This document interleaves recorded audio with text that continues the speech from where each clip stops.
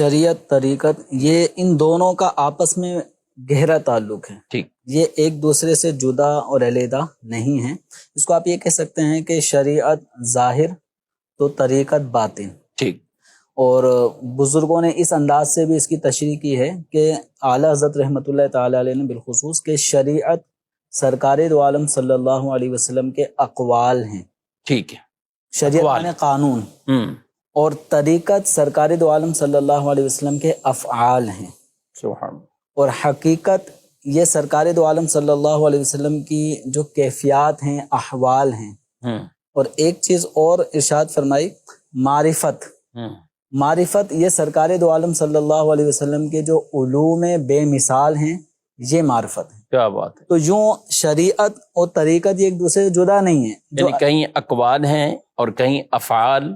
احوال، حال جسے کہیں، جی اور علوم۔ تو اب یہ شریعت یعنی ایک قانون، شریعت کا ایک متبادل ایک معنی استعمال ہوتا ہے قانون۔ تو نبی کریم صلی اللہ علیہ وسلم جو اللہ تبارک و تعالیٰ کی طرف سے احکامات لائے، ان پر عمل کرنا، اس کو اپنی ذات پر اپلائی کرنا، یہ ہیں شریعت کی پیروی۔ اور طریقت سرکار دو عالم صلی اللہ تعالیٰ علیہ وسلم کے جو افعال ہیں، اعمال ہیں، ان کا نام طریقت ہے۔ اب سرکار دو عالم صلی اللہ علیہ وسلم نے ان اعمال افعال کو کس طرح سے، ان احکامات کو کیسے ادا کیا،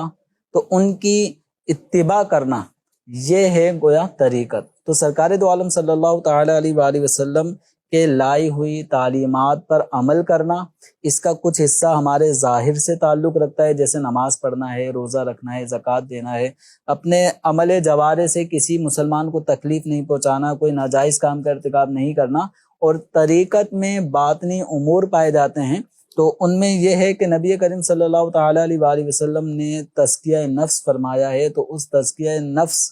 کا دوسرا نام طریقت، یعنی اپنے باطن کی اصلاح کرنا، اپنے سینے کو حسد سے، کینے سے، یاد غیر سے، اپنے باطنی تمام امراض سے صاف کرنا۔ تو یوں اپنے ظاہر اور باطن دونوں کا مجموعہ یہ شریعت کو مطلوب ہے۔ ایسا نہیں ہے کہ شریعت الگ اور طریقت الگ،